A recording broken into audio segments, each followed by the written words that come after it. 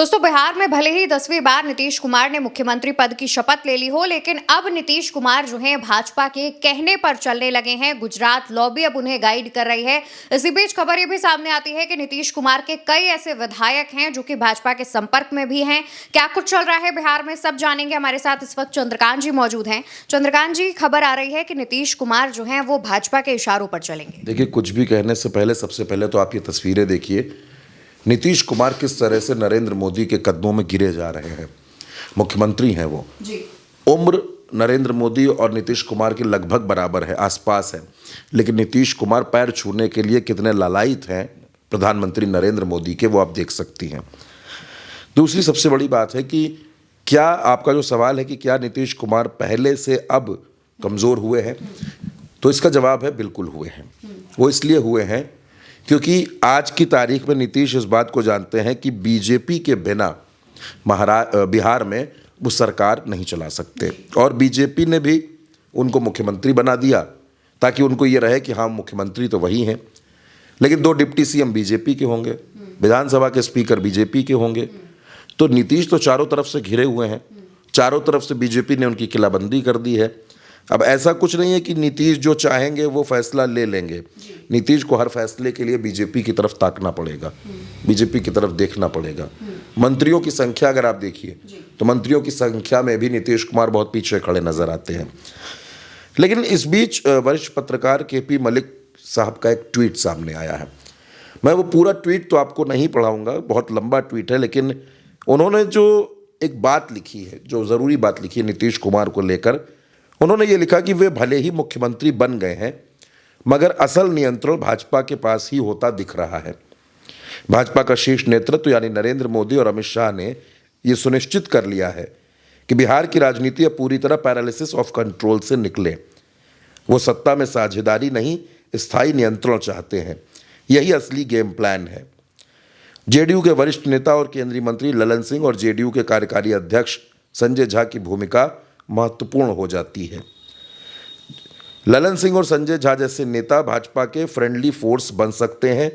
महाराष्ट्र में एकनाथ शिंदे की तरह वे किसी क्षण पार्टी में ऑपरेशन लोटस स्टाइल विद्रोह भी, उसकी राह भी खोल सकते हैं। जो केपी मलिक सर ने जिक्र किया जिस बात का, महाराष्ट्र में एकनाथ शिंदे ने उद्धव ठाकरे की पार्टी को तोड़ा था, तो क्या जेडीयू को संजय झा और ललन सिंह भी तोड़ सकते हैं? ऑपरेशन लोटस यहाँ पर भी चल सकता है, क्योंकि आप ये मानकर चलिए कि बीजेपी को बहुत बड़ी तोड़फोड़ करने की ज़रूरत है, ऐसा नहीं है। अगर आप ये मानकर चलिए कि नीतीश कुमार के 40 विधायक भी या 35 विधायक भी बीजेपी तोड़ लेती है, जेडीयू में 2 फाड़ हो जाते हैं, वो विधायक बीजेपी में आ जाते हैं, तो बिहार में बीजेपी का अपना सीएम होगा, मजबूत सरकार होगी। चिराग पहले से साथ है, मांझी पहले से साथ है, उपेंद्र कुशवाहा पहले से साथ है, कोई बहुत विधायकों की ज़रूरत नहीं है। 10 विधायक भी आ जाएंगे तो बीजेपी सरकार बना लेगी वहाँ पर। लेकिन बीजेपी वहाँ अभी नए तरीके से गेम प्लान कर रही है।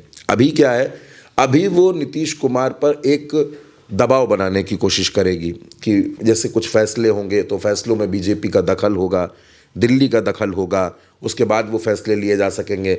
जो डिप्टी सीएम अभी तक हल्के से दब कर काम कर रहे थे, क्योंकि चुनाव था, नीतीश कुमार के खिलाफ ज़्यादा बगावत होती तो उसका नुकसान हो जाता, वो लोग पिछली सरकार में इतना कुछ किए नहीं। लेकिन ये सरकार, क्योंकि बीजेपी के विधायकों की संख्या भी ठीक ठाक है, कोई कमज़ोर संख्या बीजेपी की नहीं है, तो ऐसे में अब बीजेपी के विधायकों को, बीजेपी कोटे के मंत्रियों को एक असली पावर मिल चुका है। दूसरा, जहाँ तक अवंतिका संरक्षण की बात है, तो 2 डिप्टी सीएम हैं, 1 स्पीकर है, सरकार मजबूत हो जाती है, बीजेपी मजबूत हो जाती है, प्लस दिल्ली दरबार है। तो नीतीश कुमार बहुत ज़्यादा बीजेपी के फैसलों के खिलाफ जाकर कोई अपना फैसला कर सकेंगे, वो होता नज़र नहीं आ रहा है। दूसरा, नीतीश कुमार की उम्र भी ढलान पर है। नीतीश कुमार शपथ ग्रहण के बाद भी जब नीतीश कुमार को लोगों ने शपथ ग्रहण के मंच पर देखा तो लोग उनकी गतिविधि देखकर बड़े हैरान थे जो नीतीश कुमार कर रहे थे। जब नीतीश कुमार ने पैर छुए नरेंद्र मोदी के, तब भी लोग बिल्कुल शॉक्ड रह गए थे कि आखिर ये क्या हो रहा है। तो बिहार में भारतीय जनता पार्टी ने अपने आप को बहुत मजबूत कर लिया है। एक गेम प्लान सेट करके, एक घेराबंदी करके नीतीश कुमार को मुख्यमंत्री बना दिया है। लेकिन हाँ, जैसा कि केपी मलिक सर लिखते भी हैं, वो कहते भी हैं कि बीजेपी अभी भी शांत नहीं बैठी है। बीजेपी अभी भी अंदर प्लानिंग कर रही है कि कैसे बिहार में भारतीय जनता पार्टी का मुख्यमंत्री बने, अपना मुख्यमंत्री बनाया जाए।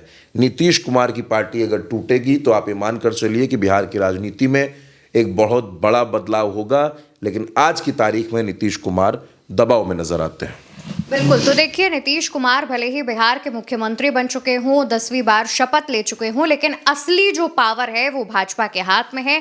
और यही वजह है कि नीतीश कुमार अब भाजपा की सरकार के सामने, भाजपा के नेताओं के सामने बेबस से नजर आ रहे हैं और कुछ ऐसी हरकतें कर रहे हैं जो दर्शा रहा है कि नीतीश कुमार जो है वो कितना कमजोर हो चुके हैं। फिलहाल दोस्तों, बिहार से लगातार तमाम जो खबरें हैं वो निकलकर सामने आ रही हैं, उन पर हमारी नजर बनी हुई है।